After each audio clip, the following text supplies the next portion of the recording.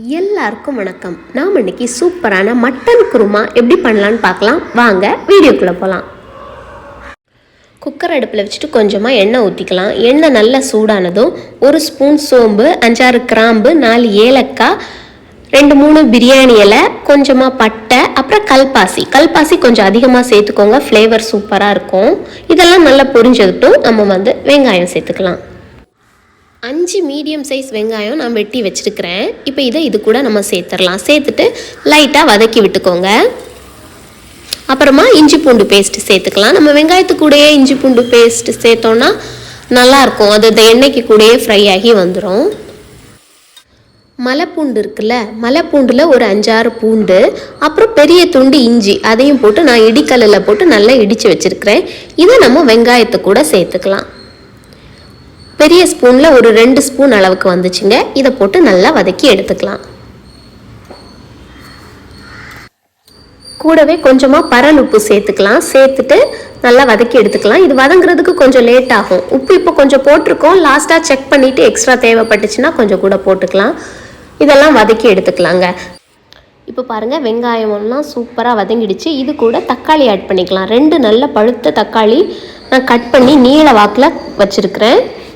இப்போ அதை இது கூட நம்ம சேர்த்துடலாம். சேர்த்துட்டு கூடவே 3 பச்சை மிளகாய், கொஞ்சம் பெரிய சைஸ் பச்சை மிளகாய், அதையும் நீள வாக்கில் கட் பண்ணி வச்சுருக்கிறேன். அதையும் இது கூட சேர்த்துக்கலாம். சேர்த்துட்டு நல்லா வதக்கி எடுத்துக்கோங்க. தக்காளி எல்லாம் அப்படியே அந்த வெங்காயத்து கூட மேஷ் ஆகி வதங்கணும். அது வரைக்கும் வதக்கி எடுத்துக்கலாம். இப்போ பாருங்கள், வெங்காயம் தக்காளி எல்லாம் சூப்பராகவே வதங்கிடுச்சு. இது கூட இப்போ நம்ம பொடியெல்லாம் சேர்த்துடலாம். மல்லித்தூள், மிளகாத்தூள், மஞ்சத்தூள், இந்த 3 தாங்க சேர்க்க போகிறோம். 1/2 ஸ்பூன் மஞ்சள் தூள், 1 ஸ்பூன் மல்லித்தூள், ஒரு 2 ஸ்பூனுக்கு மிளகாய் தூள் சேர்த்துருக்கேன்.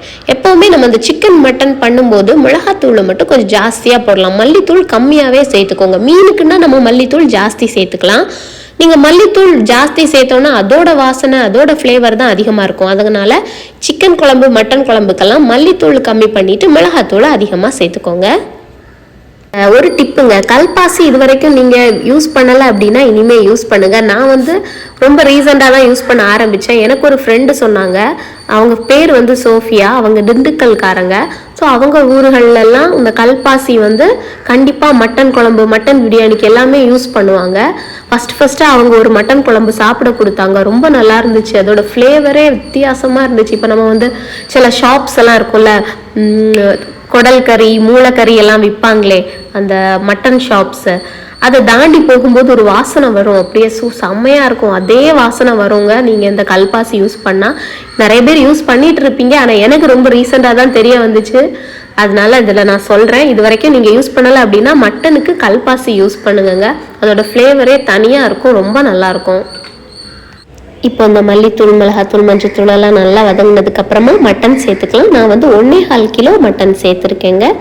இந்த மட்டனை நல்லா இந்த வெங்காயத்து கூட நல்லா மிக்ஸ் பண்ணிவிட்டு இது கூடவே தண்ணி சேர்த்துக்கலாம். தண்ணி இந்த மட்டன் மூங்குற அளவுக்கு சேர்த்துக்கலாங்க. ஏன்னா நம்ம எக்ஸ்ட்ரா தேங்காய் அரைச்சி ஊற்ற போகிறோம். அதனால நிறைய தண்ணி சேர்த்துற வேண்டாம்.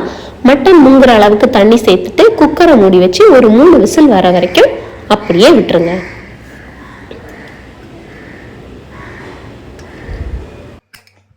இப்போ தேங்காய் திருவியாச்சுங்க. ஒரு முறி தேங்காய் திருவி இருக்கிறேன். அதில் 1/2 ஸ்பூனுக்கு சோம்பு சேர்த்துக்கலாம். சோம்பு சேர்த்துட்டு மிக்சி ஜாரில் போட்டு நல்லா அரைச்சி ரெடி பண்ணி வச்சுக்கலாம். பாருங்கள், அரைச்சாச்சு. சூப்பராக ரெடி ஆயிடுச்சு. இது ரெடியாக ஒரு பக்கம் இருக்கட்டும். இப்போ மட்டனும் 3 விசில் வந்துடுச்சு. பாருங்கள், மட்டனும் நல்லாவே வெந்துடுச்சு. இப்போ இது கூட நம்ம அரைச்சி வச்சுருக்கிற தேங்காவை ஊற்றிடலாங்க. இப்போ நம்ம அந்த தேங்காய் தட்டிட்டு இது கூடவே அந்த மிக்சி ஜார்லேயே ஒரு 1/2 கப்புக்கு தண்ணி ஊற்றிக்கோங்க. தண்ணி ஊற்றிட்டு அதையும் இதில் சேர்த்துடலாம். சேர்த்துட்டு நல்லா மிக்ஸ் பண்ணிக்கோங்க. நான் உப்பு செக் பண்ணேன், கொஞ்சம் உப்பு கம்மியாக இருந்துச்சு. ஆல்ரெடி ஃபஸ்ட்டே கொஞ்சம் உப்பு போட்டேன். இப்போ இன்னும் கொஞ்சம் எக்ஸ்ட்ரா பரல் உப்பு சேர்த்துக்கிறேங்க. சேர்த்துட்டு நல்லா மிக்ஸ் பண்ணிவிட்டு குக்கரை மூடி வச்சு ஒரு விசில் விடுங்க. ஏன்னா நீங்கள் அப்படி மூடி வச்சு இன்னொரு விசில் விட்டால் தான் அந்த எண்ணெய் தனியாக பிரிஞ்சு வரும். இல்லை நம்ம 5 நிமிஷம் கொதிக்க வச்சாலாம் அந்த எண்ணெய் தனியாக பிரிஞ்சு வராது. ஆனால் ஒரு விசில் வச்சு இறக்குனீங்க அப்படின்னா அந்த குருமா பக்காவாக ரெடி ஆகிடுங்க. கொஞ்சமாக மல்லித்தழையும் கருகப்பிலையும் வாஷ் பண்ணி கட் பண்ணி ரெடியாக வச்சுருக்கிறேன். இப்போ ஒரு விசில் வந்துடுச்சு. குக்கர் ஓப்பன் பண்ணி பார்க்கலாம். பார்த்தீங்களா, சூப்பராக அந்த எண்ணெய் எல்லாம் தனியாக பிரிஞ்சு வந்திருக்குது. அதுக்காக தான் கடைசி ஒரு நிமிஷம் மூடி வச்சு ஒரு விசில் வர வைக்கணும்.